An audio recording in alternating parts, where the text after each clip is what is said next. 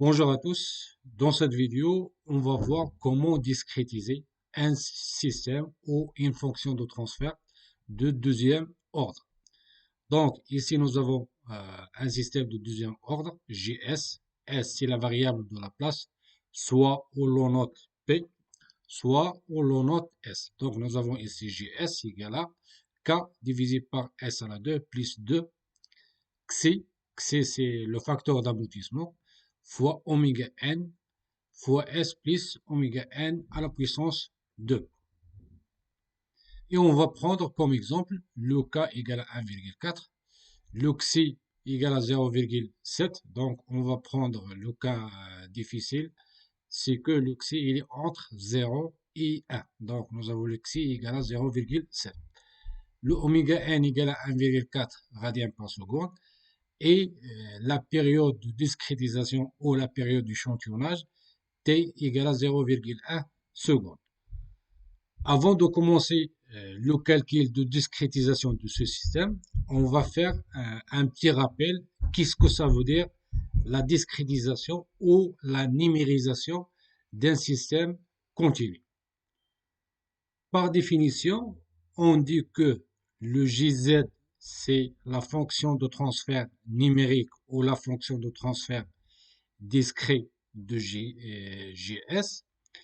C'est, par exemple, nous avons un échelon comme entrée de la fonction de transfert continu. À la sortie, c'est par exemple, on reçoit ou on obtient un signal analogique, il est comme ça. Si on fait la discrétisation de l'entrée de la fonction de transfert continu avec une période d'échantillonnage t qui est donnée ici comme exemple égale à 0,1 seconde. Donc, si on fait la discrétisation de ce signal d'entrée, on va obtenir ce signal qui est discret. Entre deux échantillons, c'est une période d'échantillonnage. Donc, le JZ, c'est la fonction de transfert discret de JS. Donc, à la sortie de cette fonction de transfert JZ, on va obtenir euh, un signal discret de la sortie de JZ. Donc, ici, à la sortie de ce système, on va obtenir un signal discret de ce signal. Dans ce cas, on dit que le JZ, c'est la fonction de transfert discret de JZ. Ici, il y a une erreur qui est faite par beaucoup des étudiants pour déterminer le JZ. Ils font directement le JZ égale à la transformer en Z de J2Z. Et on a déjà démontré dans des vidéos précédentes que cette méthode n'est pas correcte. Donc, pour déterminer le GZ, il y a plusieurs méthodes.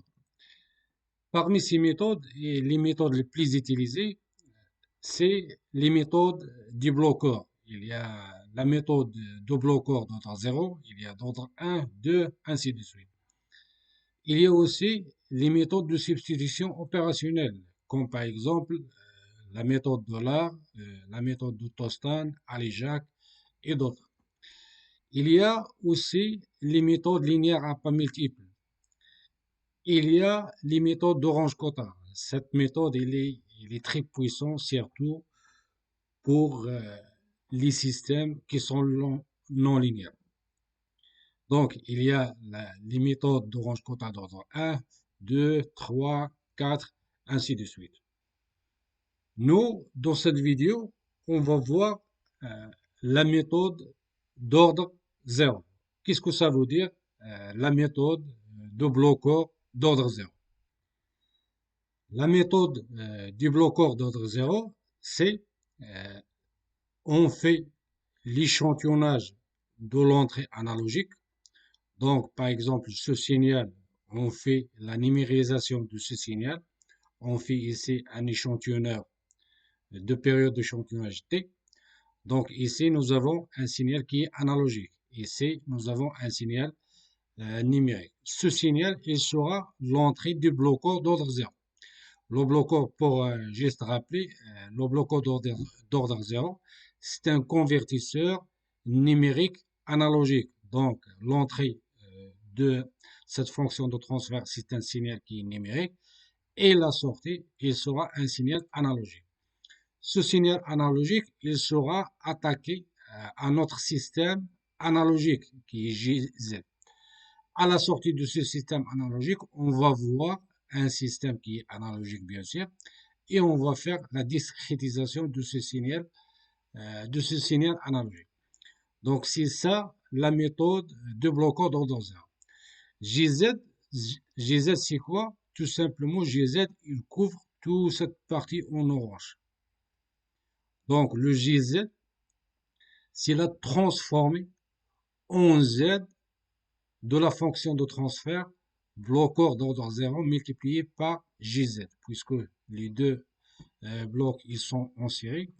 Donc, la fonction de transfert équivalente, c'est la multiplication de deux fonctions de transfert. Donc, le GZ égale à la transformée en Z du bloc-code d'ordre 0 multiplié par GZ.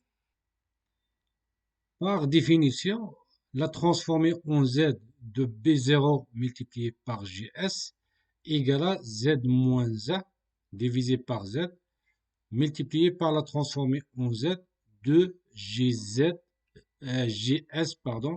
divisé par S. Donc ici nous avons le GS égale à cette expression.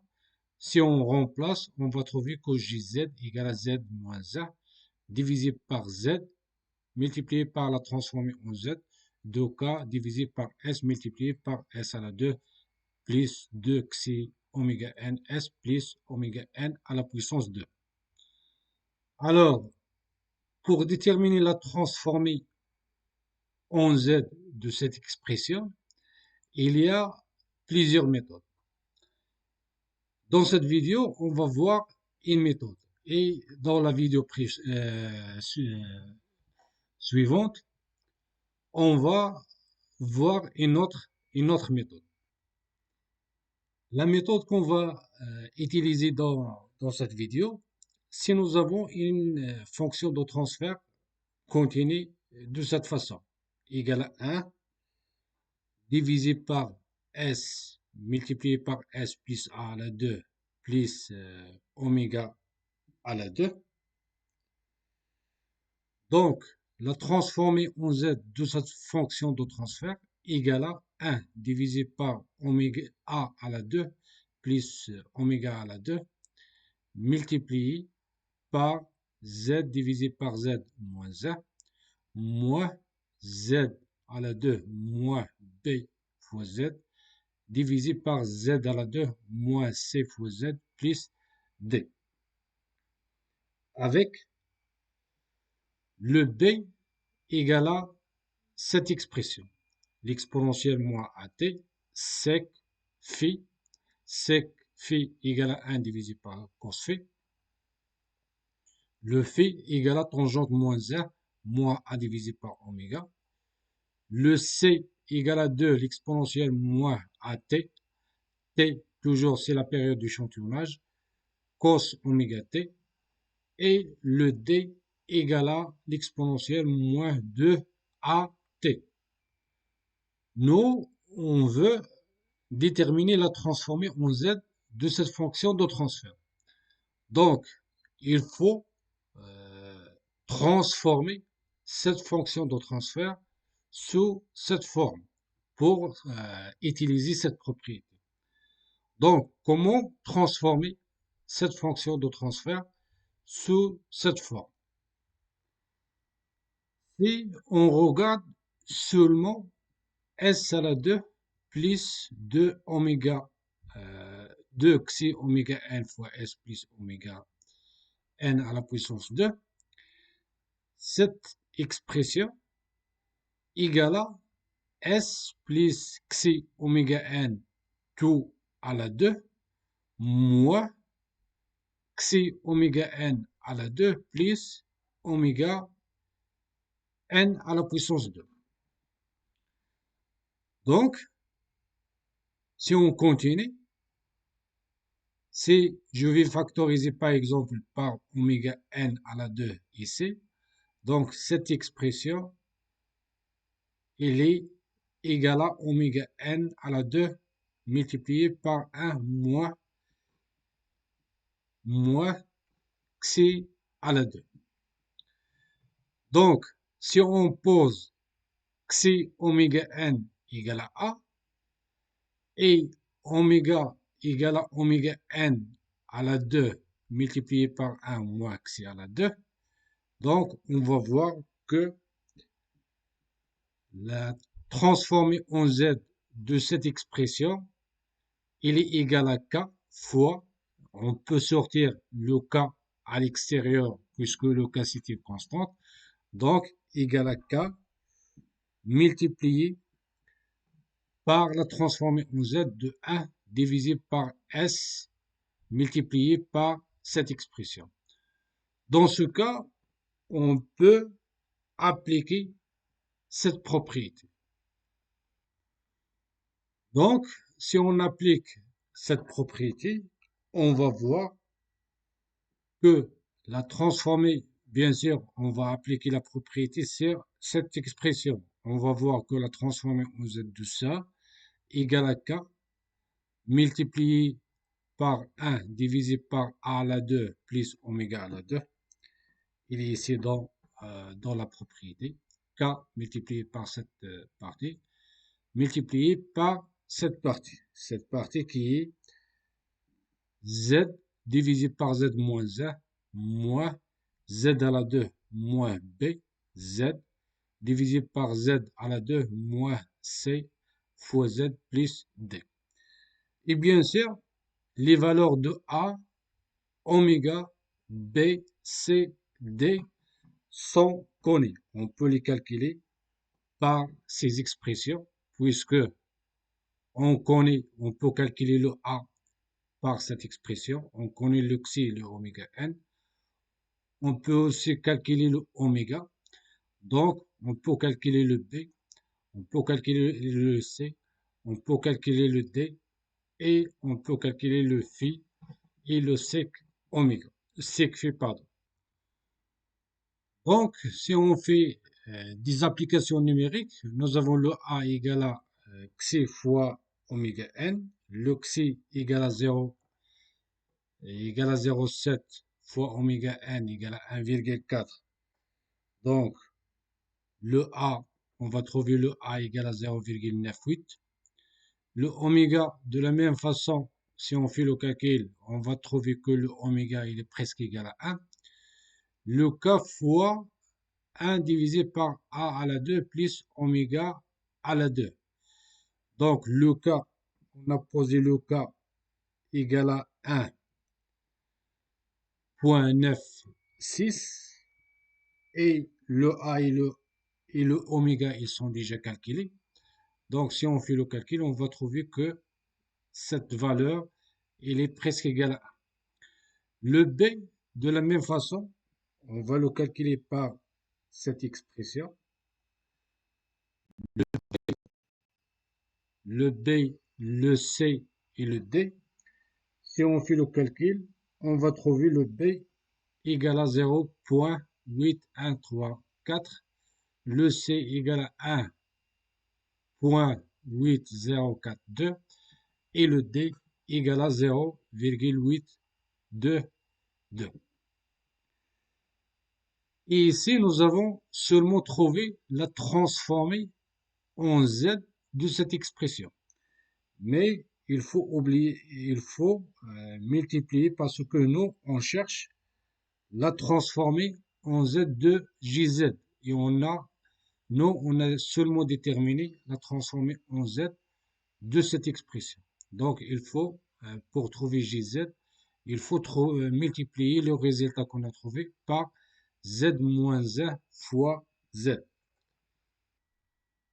Donc, le gz égale à z moins 1 divisé par z multiplié par cette expression. Et cette expression, comme on a dit, cette valeur égale à 1, multiplié par z divisé par z moins 1, moins z à la 2 moins b fois z. B, il est déjà calculé ici. Divisé par z à la 2 moins c, il est calculé ici. Plus, fois multiplié par z, plus d, et le d, il est déjà calculé ici. Si on simplifie cette expression, si on fait le développement et la simplification de cette expression, on va trouver que la fonction de transfert discrétisée de Js, qui est Gz, égale à 0,0092 fois z plus 0,0086 divisé par z à la 2 moins 1,8042z plus 0,822. À la fin, on va simuler les deux systèmes, le système continu et le système discret, ou le système numérique. Et on va vérifier est-ce que le résultat qu'on a trouvé, est-ce qu'il est bon ou non. Donc ici, nous avons, comme j'ai dit, nous avons notre système continu. Donc, si on entre dans notre système, ici le numérateur, c'est le k égal à 1 plus 1,96. Le dénominateur, c'est une fonction de deuxième ordre, s à la 2. 2xi oméga égale à 1,96 et oméga à la 2 égale à oméga à la puissance 2 égale à 1,96. Le système discret, comme on a trouvé, égale à cette expression. Si on entre dans ce système, ici c'est le numérateur, ici c'est le dénominateur, et la période d'échantillonnage qu'on a posée, c'est égal à 0,1 seconde. Donc, pour les deux systèmes, nous avons le même entrée. C'est un signal qui est échelon. L'échelon, il commence à l'instant step time, il commence à l'instant 1 seconde, et la valeur finale de ce système, de cette entrée, égale à 1. Ici, nous avons le scope. Le scope, on va visualiser les sorties des deux systèmes, le système continu et le système discret. Donc, on va faire la simulation sur 7 secondes. On va lancer la simulation. La simulation, elle est terminée. Donc, on va voir les sorties de deux systèmes. Le rouge, c'est la sortie du système continu. Et le bleu, c'est la sortie du système discret. Et on voit bien que les deux sorties, ils ont les mêmes valeurs. Sauf que la sortie discrète se forme des échantillons, des escaliers, puisqu'il est numérique. Et le système, la sortie du système continu, bien sûr, il est continu ici. Mais la valeur finale de deux systèmes, ils coïncident. Ils ont le même valeur finale qui est égale à 1.